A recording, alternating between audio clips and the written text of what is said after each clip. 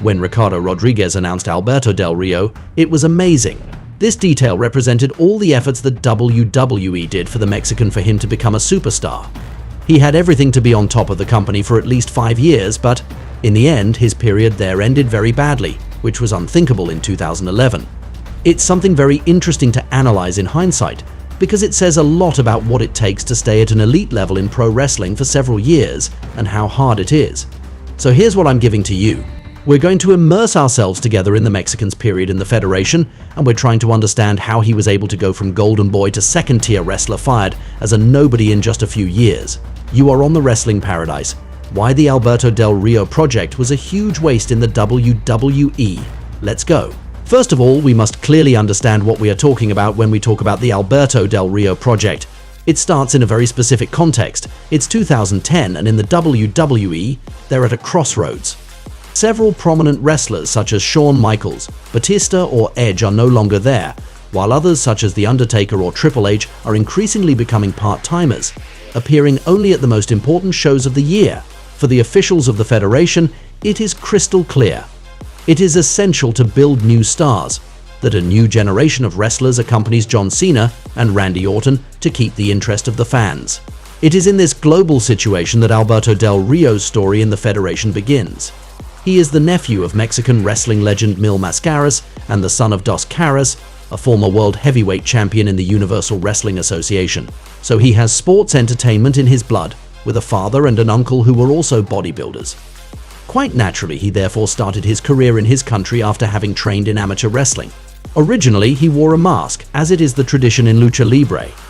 Under the name Dos Caras Jr., he will make himself known at the Consejo Mundial de Lucha Libre, where he will be world heavyweight champion for 2 years. He will also say of himself that he was the Randy Orton of Mexico, while the Luchador Místico, who will become Sin Cara in 2011, was the equivalent of John Cena. While he could have been content to be a recognized wrestler in his country, he had more ambition. Thus, in 2009, he will speak with the WWE, the world's biggest pro wrestling federation. He represented a good deal for the American company. He had talent, he had a good physique since he is 6'5", and above all, he already knows English very well. That is not always the case for wrestlers who didn't start in the United States. When he finally signs it, this is what we can think. What an ideal profile. Who can sit at my table and tell me that everything we said so far isn't perfect for a new star? Wrestling in his blood, a larger-than-life physique, an excellent level in the ring from a purely athletic perspective, someone who speaks English well. In addition, he is Mexican. Who says Mexican, says Spanish-speaking fans interested in this wrestler, that is millions of spectators around the world. All the lights were green, and they only reinforce the enormous feeling of waste we can have when we think of Alberto Del Rio. But that's not all. What makes this project so frustrating is that it had started perfectly, and even from the first vignettes of him on television. It was on June 25, 2010 that everything began for him on SmackDown, one of the weekly shows. A small video was broadcast in which we saw a large and superb villa, then a classy man in an elegant decor, reading a book with nice soothing music on the guitar. This individual is called Alberto Del Rio. He is a model of honesty, much better than us, the fans who only lie. So we understood it. He will be a villain character. We already noticed his little wink, which will become his trademark. The following weeks, we continue to see videos that introduce us to this character. In my humble opinion, I find the approach of taking the time to do several vignettes about him excellent. We get used to this new superstar, we get to know him, and in the end we can't wait to see him debut in the ring after several weeks. When he has his first match, we will know who he is, and if we want to love him or hate him. It's not like a wrestler who debuts overnight, that we don't know at all if we don't watch NXT or the Indies. Anyway, he said he was a man of high value, a kind of philanthropist from whom we must draw inspiration. He is an aristocrat who has received a higher education that fans will no doubt take pleasure in despising. It's undeniable that he had a presence and that he wore his suits well. Everything was put together for him to become one of the next big names in the Federation, and yet, after that, all his beginnings had been perfectly successful. It was gradual. They didn't rush things, they tested him for several months. They also had to give all the viewers time to get used to him. It's August 20th, 2010, and it was finally time for him to officially debut on SmackDown. We discover that Alberto even has his own announcer, Ricardo Rodriguez. We can clearly guess that the company wants to put the Mexican in the best conditions to be taken seriously by the fans. Rodriguez will offer us this stupendous introduction of the wrestler. Alberto Del Rio! Then Del Rio made his arrival in a Rolls-Royce with glorious music. He has several golden accessories and a white scarf. He gratifies us with a pose during which there is a kind of pyrotechnic rain.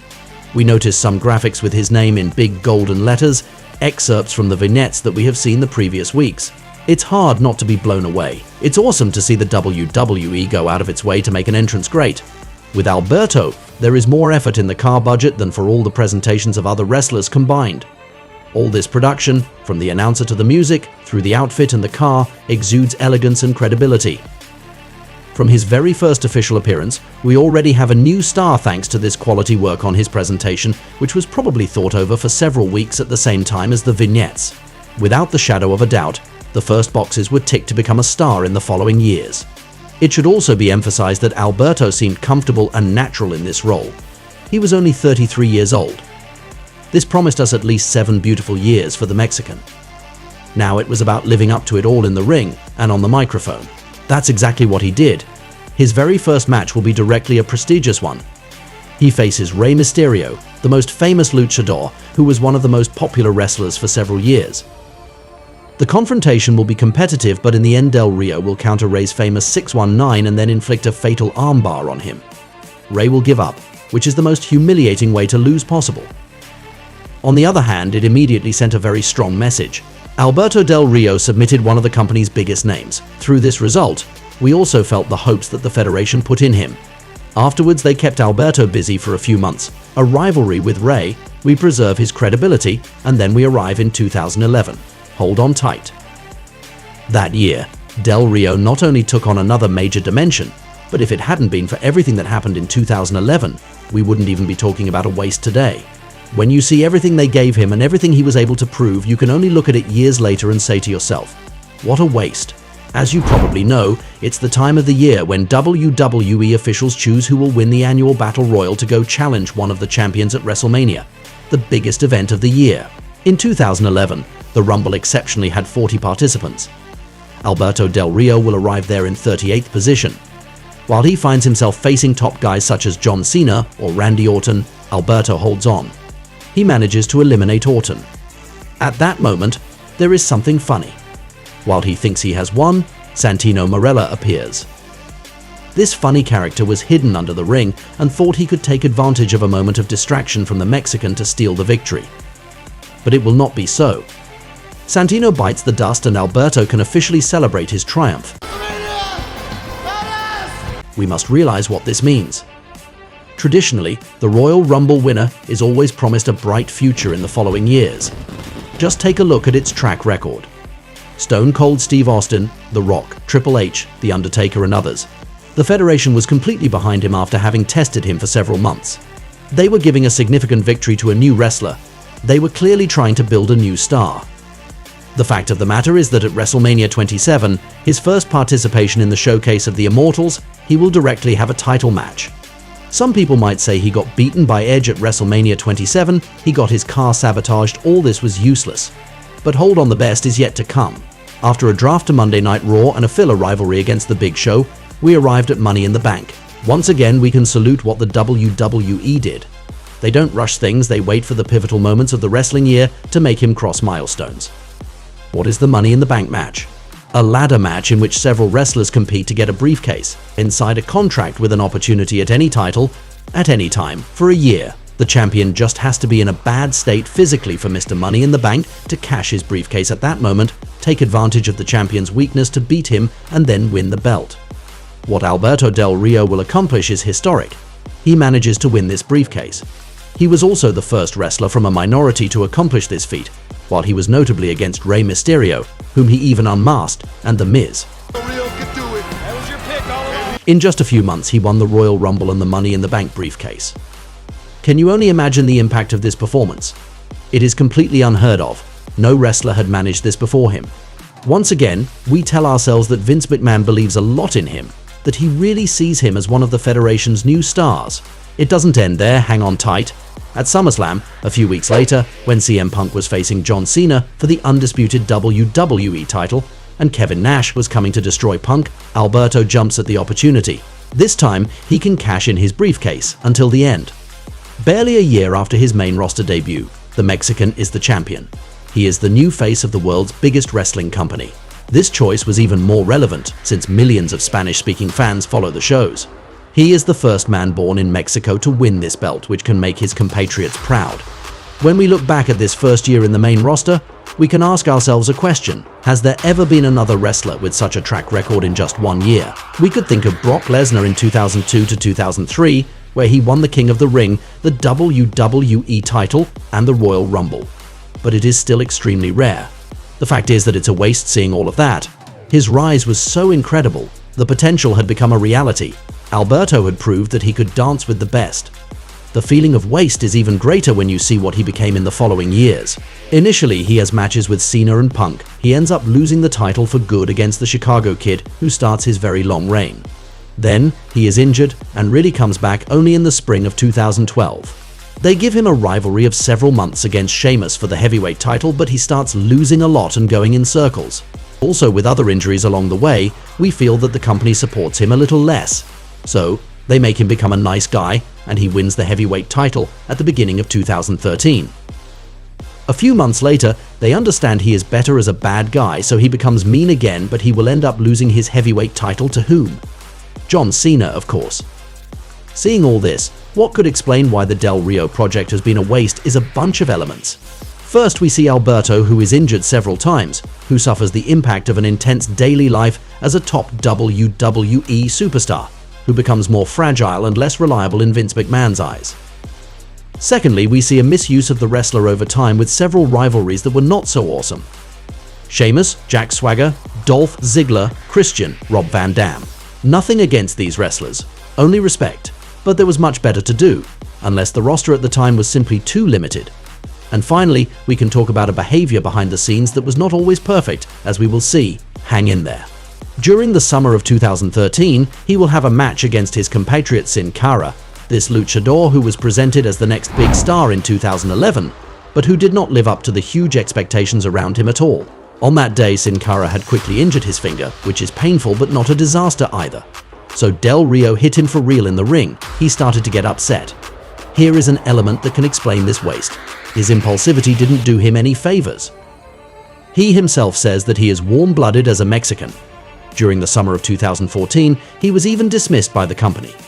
Apparently, he was fired following a backstage altercation. We could learn that the WWE's social media manager at the time did a racist joke, which Alberto didn't like. When he asked him to apologize, the guy didn't do it and laughed. So he slapped him, which unfortunately cost him his job. He will still be entitled to a comeback a little over a year later, but here too, it will not end well. In the summer of 2016, barely a few months after his return, he was suspended for a month by the company for not having respected its wellness policy. Then in September, he was fired for the second time. From there, he was involved in a lot of stories that damaged his image a lot, although it was never based on indisputable facts but allegations, which many fans and journalists took for truths. Indeed, the former WWE wrestler Paige, with whom Alberto had a romantic relationship, accused him of domestic violence, which she apparently suffered every day. Del Rio will defend himself by saying that she was the one who assaulted him and who has been arrested 3 times for domestic battery. He would later confide that if he revealed everything he knew about Paige, her career would be over, that she was the one who got arrested 3 times for domestic violence in San Antonio, Las Vegas, and Orlando. Unfortunately for him, his decline does not end there. Del Rio is going to be arrested by being accused of kidnapping and sexual assault on his girlfriend at that moment. To be even more precise, he was accused of having tied his girlfriend's hands, of having put a sock in her mouth, of having sexually assaulted her for several hours too, but also of having destroyed her phone and her computer, and of having tried to burn her passport to prevent her from fleeing. Alberto will say that he can be accused of being unfaithful, but that he is certainly not a rapist, that all this was done against him to avenge what he did. Moreover, his ex-fiancée will apologize to him and his family publicly for the mistakes she made. According to the Mexican, she confessed to the authorities that she wanted to make him suffer because he had cheated on her 10 days before their wedding in their own bed. His trial will be postponed several times because of the global health context, and at the end of 2021, the charges against him will be dropped. While we could imagine a magnificent future at the end of the summer of 2011, he will have only been a top guy of the company for a few months. Within a few years, he lost his status in the Federation. The project started perfectly, was carried out in a patient and intelligent way for a year, but he was not able to stay on top for a long time because of different elements that we saw. The waste is even bigger, given that we know how much new stars were needed in 2011. The Federation tried to do it with Del Rio. He had everything he needed to succeed, but the project didn't work out in the long run. It's safe to say he might be one of the 3 biggest wastes in WWE history. Now you know why we can see the Del Rio project as a huge frustration in the WWE. Come and give your opinion if you still enjoyed this wrestler, or if you have bad memories of him, if your opinion on this wrestler may have evolved. In any case, the whole idea is to talk about it together, to exchange our opinions respectfully, of course. We are here to share our passion for wrestling, and that is the most important thing. We can say that Alberto Del Rio has a hell of a story, that's for sure. I hope you had a good time watching this video, and I invite you to stay on the Paradise of Wrestling to look at some other ones. See you right away. And that's the bottom line, 'cause Stone Cold said so. What?